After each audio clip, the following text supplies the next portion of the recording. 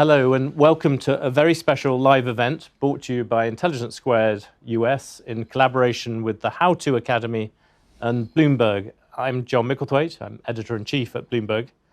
Today I'm joined by Henry Kissinger, and our subject is his new book, Leadership, 6 Studies in World Strategy. Henry, welcome. Thank you for joining us.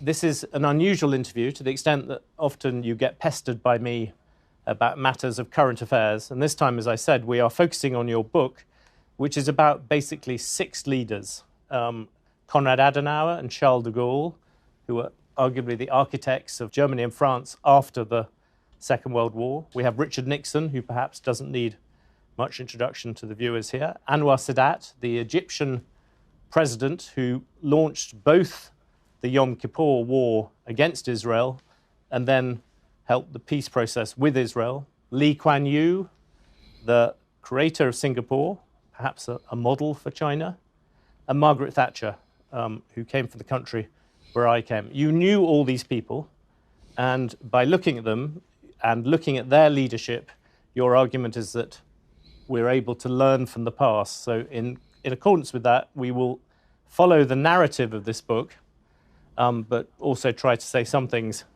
about the current. And at the end, we will have a small quick-fire quiz, which I think is a novelty for you. On the book, I'll only say one thing to the broader audience, is that we will discuss, hopefully, the bigger issues that you raise. But as a reader, the delight of it often is in the small details. I didn't know that both Anwar Sadat and Adenauer were both arrested during the Second World War. Adenauer for allegedly plotting against Hitler, Sadat for trying to help Erwin Rommel beat the British in the desert. And there's also a series of delightful vignettes. At one time, you pushed de Gaulle to try and persuade him that he should let the Americans be a greater presence in Europe. And you point out that if he doesn't do this, he might have to cope with a rising Germany. How could anyone contain a rising Germany, you ask? And the aloof Frenchman replies, par la guerre, by war. Anyway, the book is full of these things. Let's begin with the 2 people who rebuilt their countries after the Second World War, Charles de Gaulle and Konrad Adenauer. Adenauer is former mayor of Cologne. As I said, he certainly struggled against Hitler. And then he took over Germany and rebuilt it, and by extension did some degree of rebuilding Europe. And while all the time forcing Germans to think about the sins of their past. And I suppose the first question I have for you is, if you were Adenauer now and you looked at the current Germany, both suddenly spending more money on weapons than the Soviet Union, bigger defense budget it's talking about. Soviet Union was a Freudian slip than Russia. But at the same time, resisting kind of nuclear fuel, relying on Russians for a lot of its gas. And with these odd tensions within Germany, how would Adenauer look at Germany today? Well, on one level, he could take pride in his achievements. That Germany reached a position of equality and now potential leadership within Europe. To even dare to think that at the time when he was elected, when Germany had been smashed by the wars, society had collapsed. So he'd be quite proud of that. But on the other hand, he might be a little uneasy, maybe more than a little uneasy, to find his country now potentially having the largest army in Europe, and fearing that one of the great positions of his life was that he came from the western part of Germany that had been annexed by Prussia at the end of the Napoleonic Wars. And he was never at ease with the Prussian attitude that relied on power and organization. And he came from the part of Germany that had softer values. And I think he would ask himself now, and he might warn his people to make sure not to lose their soul in their accomplishments. Do you think he would see Germany as too Prussian then? Is that? No, it's not Prussian at all now, but it is very focused on material achievements, and it will soon have the largest army in Europe, which is good for a united Europe.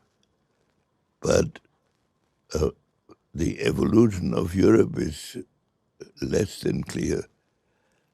So I'm not saying these tendencies are dominant, but for Adenauer, he would warn against them. My favourite character in the book, I have to admit, despite being English, is de Gaulle, who's an incredible but insufferable man, I think, comes through. And I often sympathise with Americans who had to deal with him. You depict very well the world where Roosevelt, I think, desperately wanted to get rid of him. Churchill, somewhat against his own will, protected him. Then when de Gaulle goes into the liberated France, he basically gives the Americans no kind of kudos for having done D-Day. It's all about the French. And then he repeatedly resists attempts by people, including by you, to try and do things. And I wonder whether you think that de Gaulle defined France too much by being against America in some way, or by being different to America. No, de Gaulle was the overriding concern of de Gaulle was what he considered the collapse of the French faith in itself and of its basic values. And he believed, even at the time that when he was in Britain at the very beginning, and he had no military forces, and all the other troops that were there to help Britain were speaking of victory. And he spoke of the regeneration of France. And so his concern was that America was so powerful that if he followed American guidance, he would not restore the French self-confidence and faith in itself. It was more, and he was very trying at one point when the British reconquered Madagascar. Roosevelt asked Churchill why he didn't pack off de Gaulle to Madagascar. To get rid of him, yes. But do you think de Gaulle was fundamental? Do you think that idea of France that defined itself a bit by being the country in Europe that didn't accept American domination, do you think that? Do you think that has he worked? wouldn't accept American domination, but he would cooperate, for example, in the Cuban Missile Crisis. Yes. And also in the various crises over Berlin. It needed to be an existential thing. You say in your book that when the Cuban Missile Crisis came in, he came in very hard behind America, but the rest of the time he was a pain in the butt. Whenever the United States put forward a proposition, and on the assumption that there was no question about accepting it, one could be sure that he would not accept it. Yeah. Do you think France still has a Gaullist foreign policy? You say that at one point. Yes, I think France has a Gaullist streak in its foreign policy. So the most articulate advocate today of a European autonomous military force is Macron, the the French president. And that is an inherent aspect that France has to define its own strategy and its own policy. But it is, in my opinion, it's prepared and it expects to cooperate with the United States.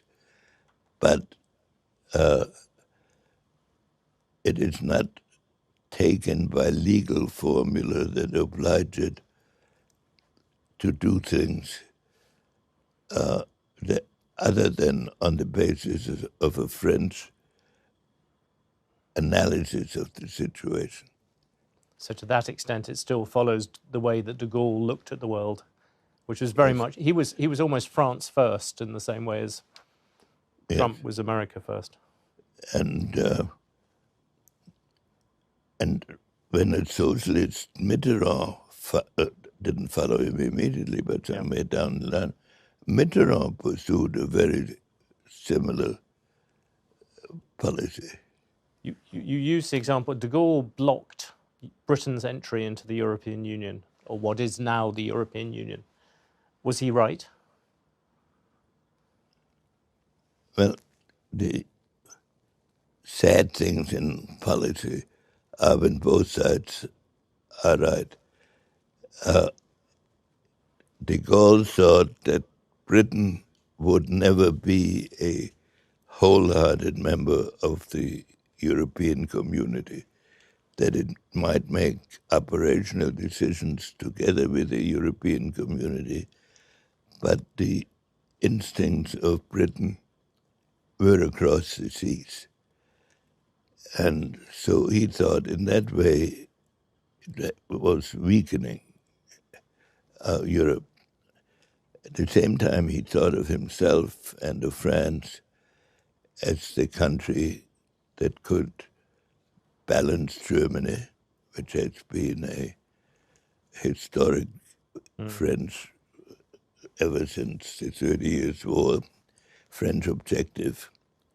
And so for both of these reasons, he was never at ease with Britain and the European community and blocked them twice.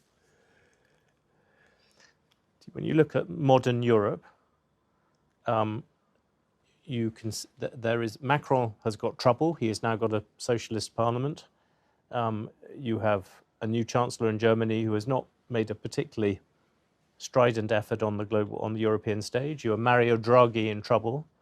Do you think European leadership is unusually weak at the moment? Well, European leadership does not have the sense of direction and mission that brought Europe to its impact in the world. Europe is now more focused on its economy and less on the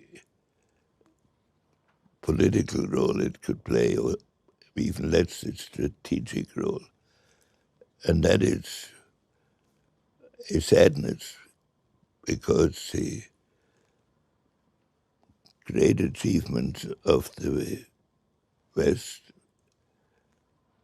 came from the sense of mission that the Europeans had and enabled them to achieve astounding results. Of course, there were many weaknesses in that too. Colonialism was not necessarily, was not at all an attractive aspect, but the great qualities of which the West is now proud came out of a European sense of purpose beyond the immediate practical objectives. And that kind of outward-looking self-confidence has now gone. It's not so obvious now. We talk a bit about Richard Nixon. You recount how, when he initially asked you to be the National Security Advisor, you asked for more time, And you also say that on balance, if you were him, you would have just rejected you on that basis. Not least because Eisenhower, as he confessed to you, had said that it was ridiculous to appoint an academic, and you shouldn't appoint an academic anyway. But if indeed Nixon had said no on that basis, and you fortunately, I think, ran into Nelson Rockefeller, who gave you a rocket and said, ring him immediately and say yes. But imagine that had not happened. How would Nixon's foreign policy, without you, would there have been a big difference? Well, first, it's important to understand that I had never met Nixon when he appointed me.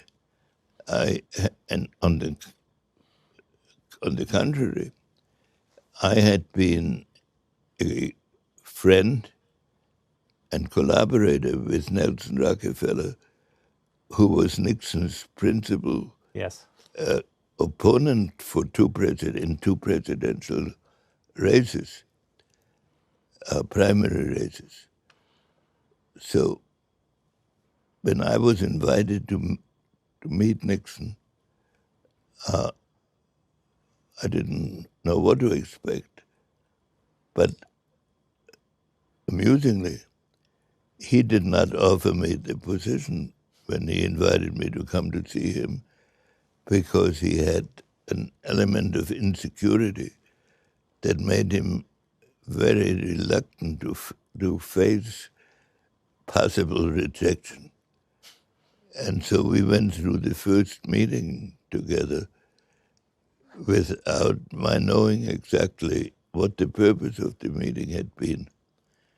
And then after a few days, John Mitchell called me up and said, well, are you going to take the job or not? And I said, what job? And I heard Mitchell mumble something about another screw-up. And then I was called back to see Nixon, and this time he did offer me the job. And I foolishly told him I needed time to think about it. And until Nelson Rockefeller said to me, has it occurred to you that he's taking a much bigger chance on you than you on him? Do you think that he would have done different things if you had not been? You are always put together. People talk about Nixon and Kissinger did this, Nixon and Kissinger did that. Do you think he would have done something different without you? No. I certainly made a significant contribution to what Nixon achieved.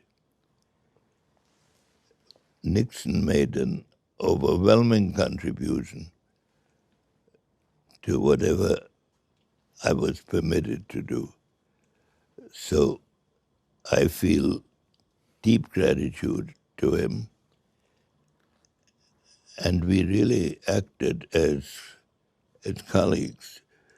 He had an extraordinarily good sense for the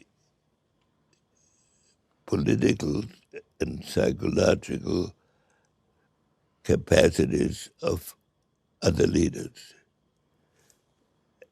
And he was extremely courageous in the sense he made very difficult decisions. And he had a basic principle, two basic principles. You pay the same price for doing something halfway as for doing it completely.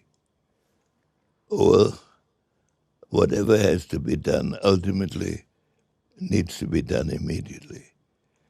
So there may be weakness in that occasionally, but that guided him. I was more analytical,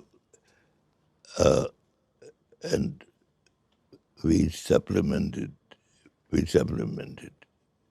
each other. Do you think he was better? Do you think Nixon was a better foreign policy president? I mean, obviously, everything is shrouded by Watergate, but do you think Nixon was a better foreign policy president than a domestic one? He was a very good foreign policy president, and he destroyed himself domestically.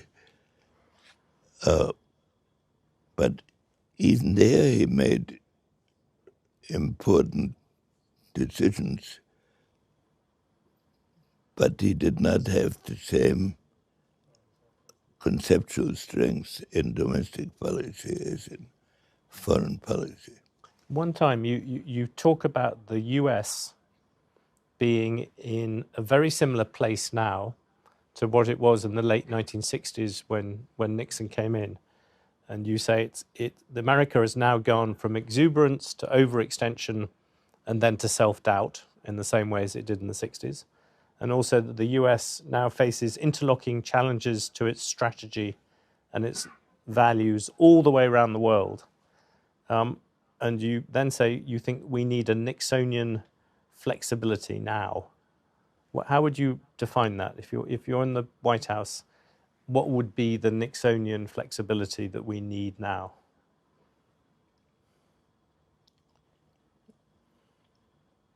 One needs an analytical understanding of the essence of the strategic and political problems, and then try to find a solution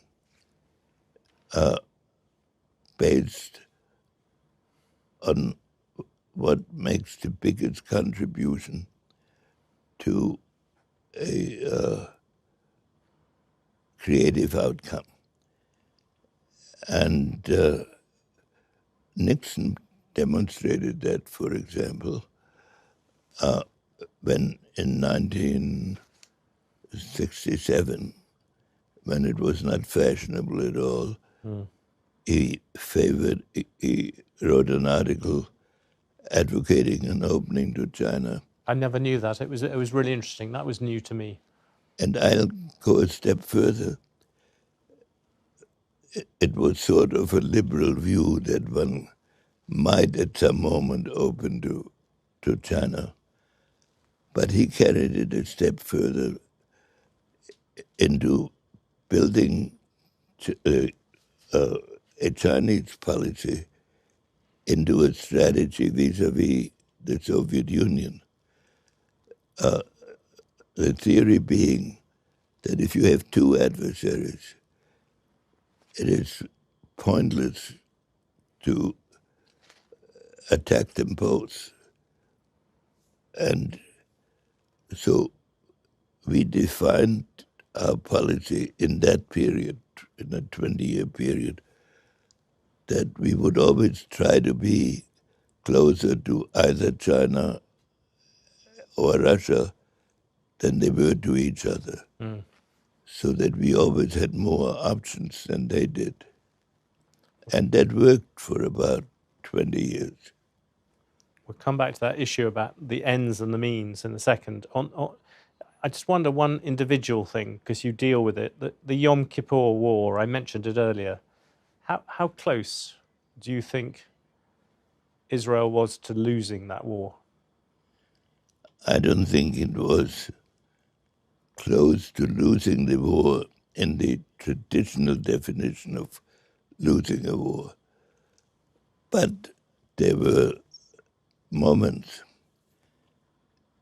particularly on the third or fourth day of the war, when the Egyptians had crossed the Suez Canal and managed to establish a defensive line that the Israelis couldn't breach. And then later on that week again, the Israeli defense minister and chief of staff recommended to Golda Meir that she seek a ceasefire. That would have been a huge blow to the status of Israel and also to its initial internal position.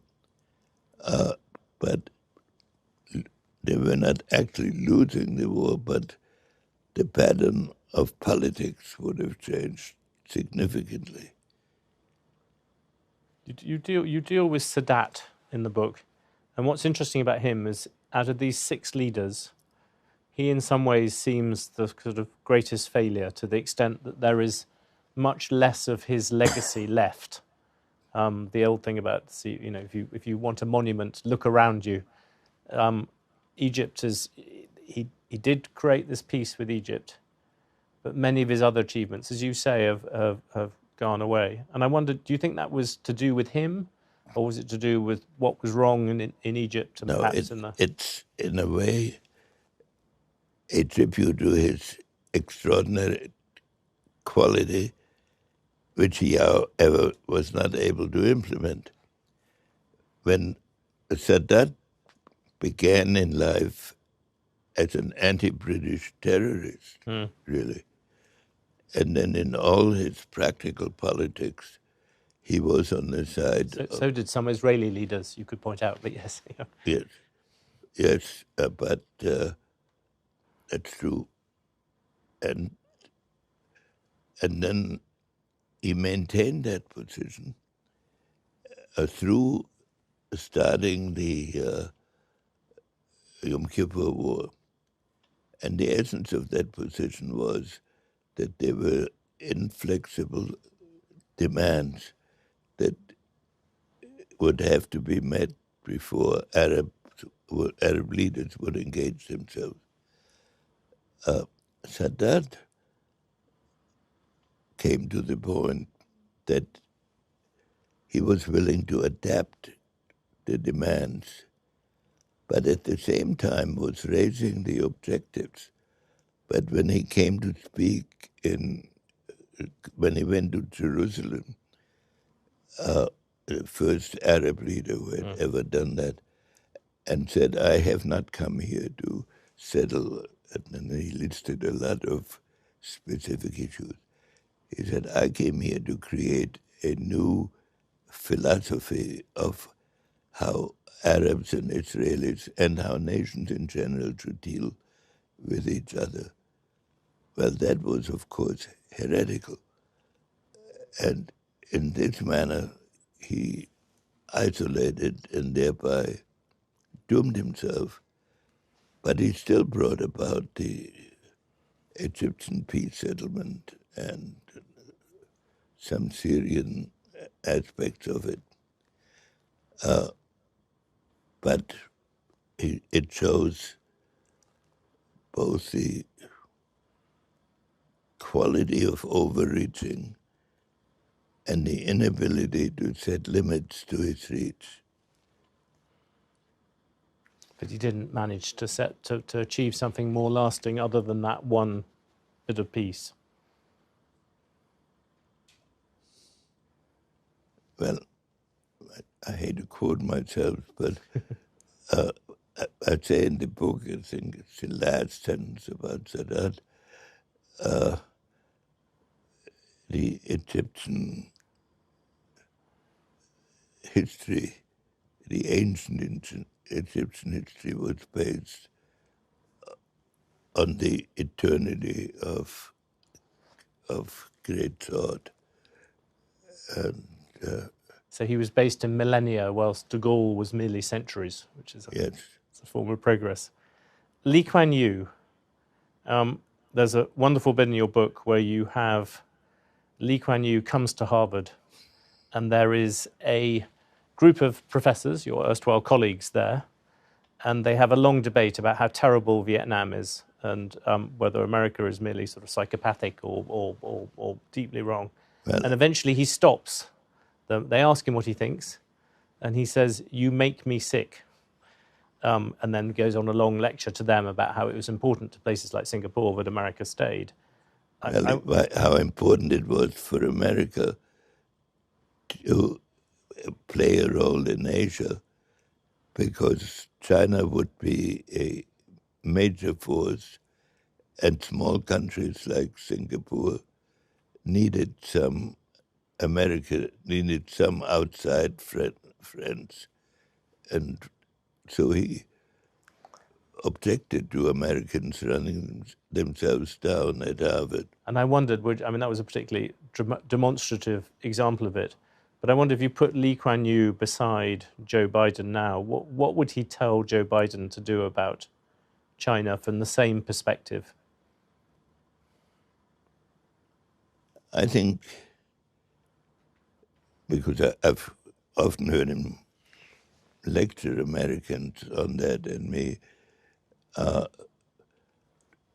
importance of understanding the permanence of China, that one could not eliminate the Chinese problem.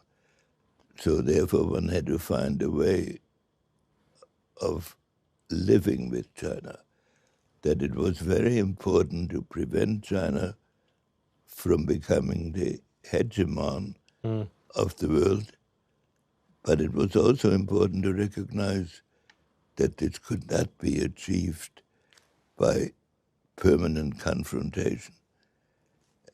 And that was one of his basic themes. And but apply that to Biden now? That means dealing with China on a long-term way, I presume. I think that Biden and previous administrations have been too much influenced by the domestic aspects of the view of China, and that it is, of course, important to prevent Chinese or any other country's hegemony, but that it's a permanent assignment, that it's not something that can be achieved by endless confrontations, but it rather will require some occasional periods of adjustment, but also periods of confrontation, but above all, a strategic design. Do you think at this moment China is in a weaker state than it was before? It's got all the problems with COVID. It seems to have made itself more unpopular in the region. I think it's dangerous to judge this on a short-term basis. China certainly at the moment has an array of problems, and but whatever judgment one makes of that, China has seen itself as the central kingdom and acted like that. It's not an attitude we can accept. It's an attitude we must resist. But it is not the same as conflicts between European states in the medieval period and afterwards, because the scale of the problems and also of the efforts are greater, and there are not so many other balancing forces in Asia as there were in Europe. Do you think Lee Kuan Yew, just on the domestic side of China, do you think that Singapore, I know it's much smaller, Lee Kuan Yew used to say he was the ruler of 224 square miles at low tide, but it's small, but it has been a model a little bit for China. Deng Xiaoping famously came and saw what he saw. I remember being there once, and Xi Jinping was about to come just before he was made head of China to go and visit Lee Kuan Yew to sort of learn from him. Do you think that Singapore is a decent model for China to try? That's like the best that China can be going forward domestically? Well, the great achievement of Singapore is that here is a multi-ethnic state whose components had been fighting bitterly against each other. It has no natural resources whatsoever. And the And when Lee Kuan Yew created the state, he really didn't create it. He was tossed out of Malaysia, and it looked hopeless. And he decided that he would build on the only resource he could find, which was the potential excellence of his society. And so that is a Confucian principle and led to spectacular results but whether China can ever give up the notion that there is a special quality of its governance and that therefore its relation with its neighbors, at least, will always be at the edge of overbearing. That is... That's the big difference between being a small island that has to deal with other people the whole time and being the Middle Kingdom. Yes, and I don't know how comfortable it would be if there were 2 billion Singaporeans in the world. Quite a terrifying idea.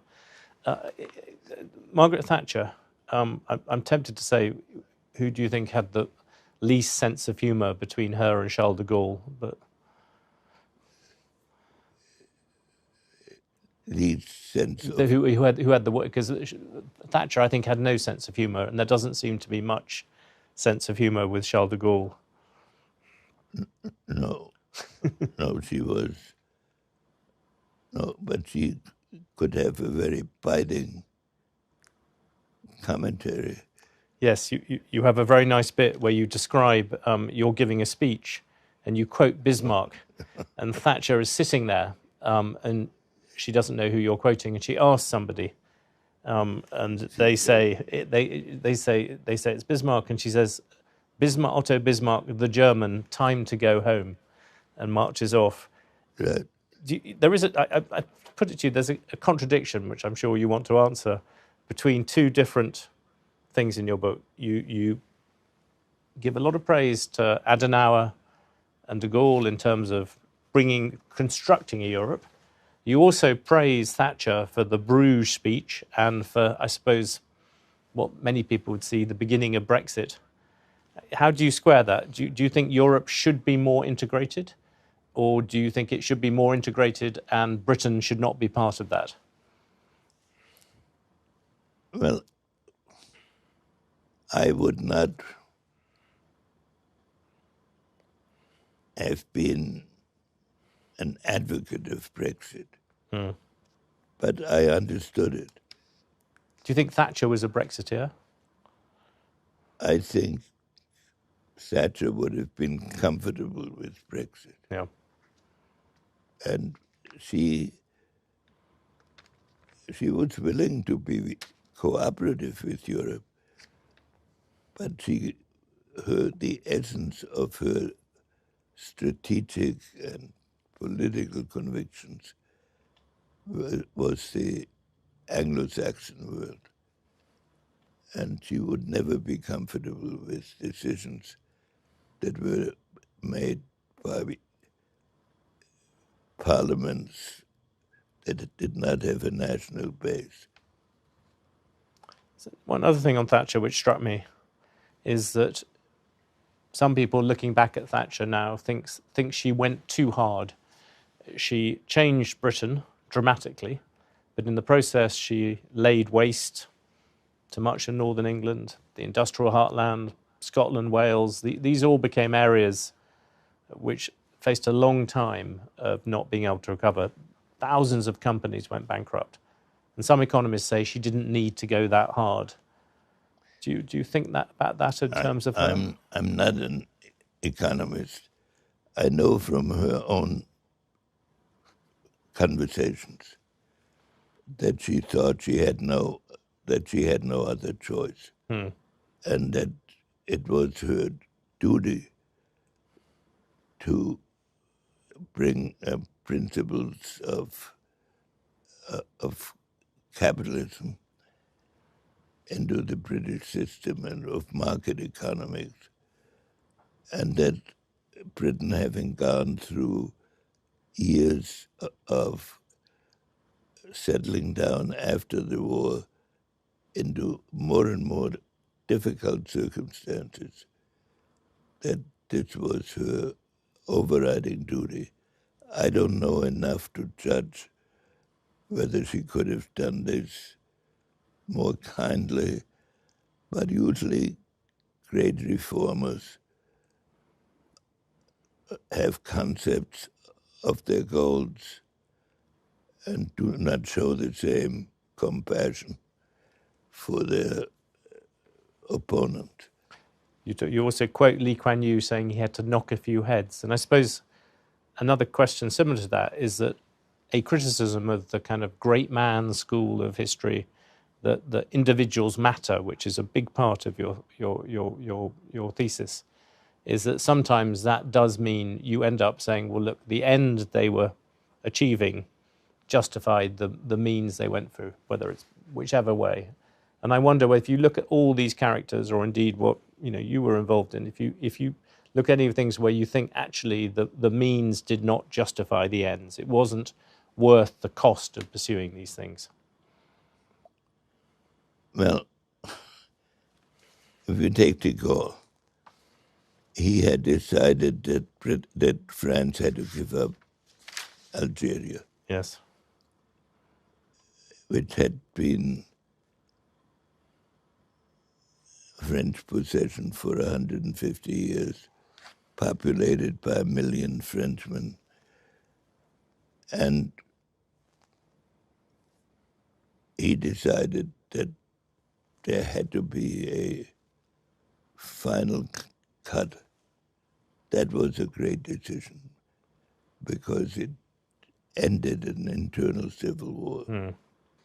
But it was also an extremely brutal decision. And the manner in which it was executed, one would like to think, had a more compassionate component. But then compassionate advocates of that view never appeared in the history of the Algerian. So I would say that de Gaulle was very harsh on the French settlers who had partially brought him to power. But was anything else, was the end probably justified the means there. About Thatcher, I'm just not prepared to go that far because I'm not familiar enough with the damage that you're describing. What about with Nixon? I mean, given especially your role, do you think there were bits where Nixon, in foreign policy, the cost was too great? We have things like getting out of Vietnam and things like that. Well, these are traditional arguments for you, but Nixon inherited a 10-year-old war with 550,000 Americans in place, and he wanted to end it honorably, which the vast majority of the American people wanted, which we defined as not imposing a government on the people who, in reliance on our American promises, had made sacrifices and run risks. Whether every strategic move was avoidable, it's easy to judge in retrospect. If you take, for example, the bombing of Cambodia, which happened in the first month of Nixon's administration, he came in determined to end the war, but to end it in the manner that I described. He had written to Ho Chi Minh offering, saying he meant to achieve a negotiated outcome. The Vietnamese replied by launching an offensive that cost 1,000 Americans in less than a month, and most of the casualties caused by Vietnamese forces stationed in Cambodia in total violation of any international agreement. And so he then started bombing those concentrations. If one had time in an academic seminar to discuss the pros and cons, one could come to very sophisticated conclusions. But these decisions had to be made within a week or so, within a month of having come into office. And the arguments on that are endless. Yes, I know they've been a constant in your life. Can I ask you about something direct and now, which is this issue of Ukraine, very quickly? I know as part of the interviews for this, there's this idea that you think that Ukraine, as part of a settlement with Russia, should cede some of what it sees as its territory, particularly Crimea. Is that still is that a fair way of describing your position? No, my position arose in the following circumstance. But before I give that, I'd like to point out that I've been explaining this now for months. If you read what I actually said, I never said what you mentioned, but it's now generally accepted that I must have said it. What I said was this: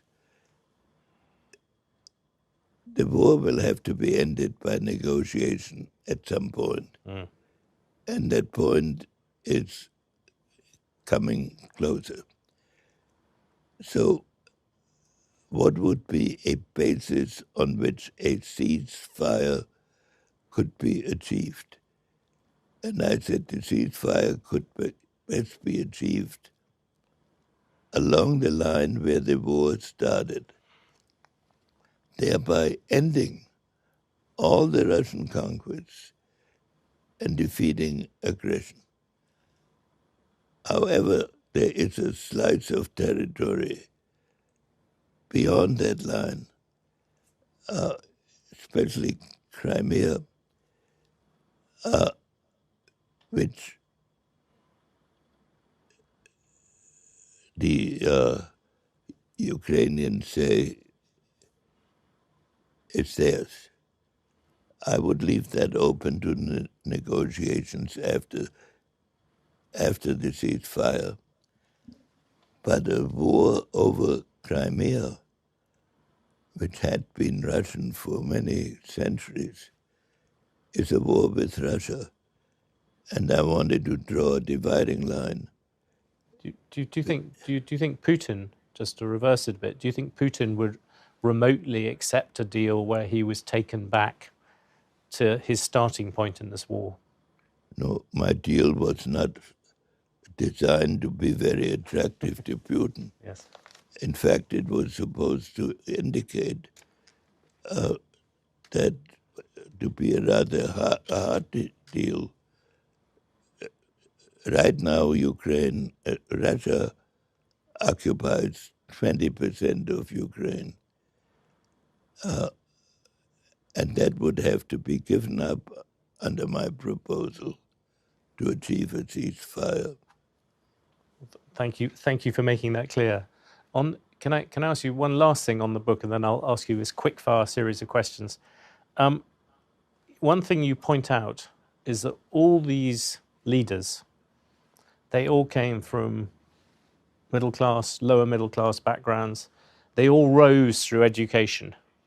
And you have a bit at the end of the book where I think you appear to be warning that you worry that education systems aren't able to do that any longer. Is that fair? I think that this is true. For a society to be great, its key elements have to believe in the worthiness of the society. And the great periods in history that one studies have this common feature.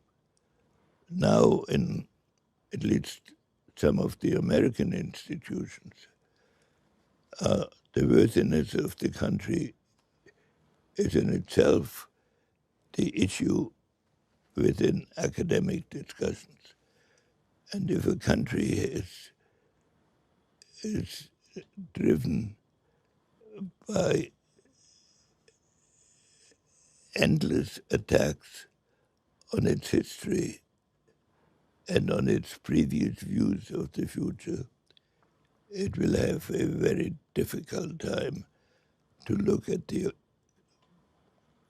great things that have to be done. It bothers me in America a great deal. So you think that, I suppose, putting it in simple terms, sort of wokery generally, or what seems to be happening in American universities, is damaging to its future leadership class? I'm afraid so, yes. Very interesting. Well, I promised you I would end by asking you a series of questions about your heroes or the people you've chosen. The rule is you're only allowed to choose one or possibly two to answer this. And I will ask you a variety of questions about which one you would choose. The first one is, which one out of those 6 people we've discussed would you most like to have dinner with? Probably Thatcher. A brave man. Assume they were all born American today.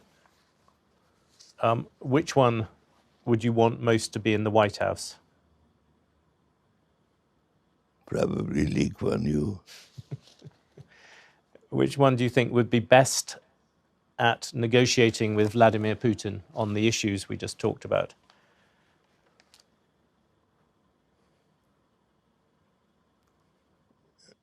Well, de Gaulle, with his particular style. I think that's probably... But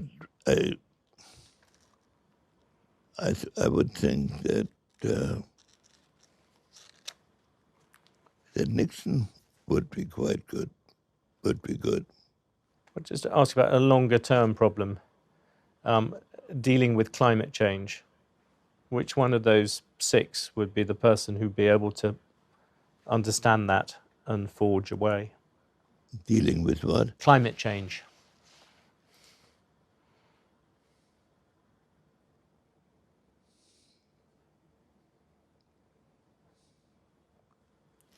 I think Lee Kuan Yew. He seems to be doing well in this. Finally, at the very end, our time is nearly up, but one which is deeply personal, at least to you and me. I have known you for half my lifetime, I think a quarter of yours. And during that course, the one thing that has united us, especially, which seems particularly ironic, seeing we're talking about great men, is that both of us follow not great football clubs. I follow Leicester and you follow First. A club, which it should be said, you supported even as a young boy when I think it was being run by Nazis. If Leicester has its own problems at the moment, despite your occasional praise for them, but Firth has just been relegated. So which out of these 6 people would you want to manage the erstwhile great football club, or not that great football club, of Firth?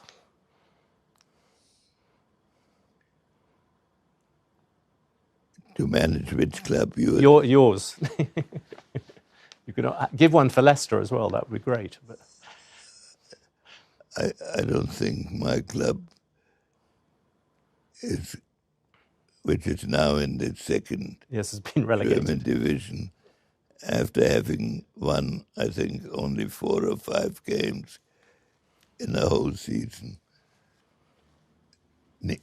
It's responsive to greatness. Do you think Leicester City is responsible to greatness? Do I think? Leicester is responsive to greatness. Well, Leicester has at its moments responsive, and has had an unexpected league championship. Yeah, that's true. I think on that note, which is one of great optimism to me at least, I will say thank you very much, Henry Kissinger. Thank you to Intelligence Squared, and thank you to all of you who have been listening and hopefully enjoying today's event. Again, I'm John Micklethwait. Thank you very much for joining us. And the book, again, is called Leadership by Henry Kissinger. Thank you, Henry.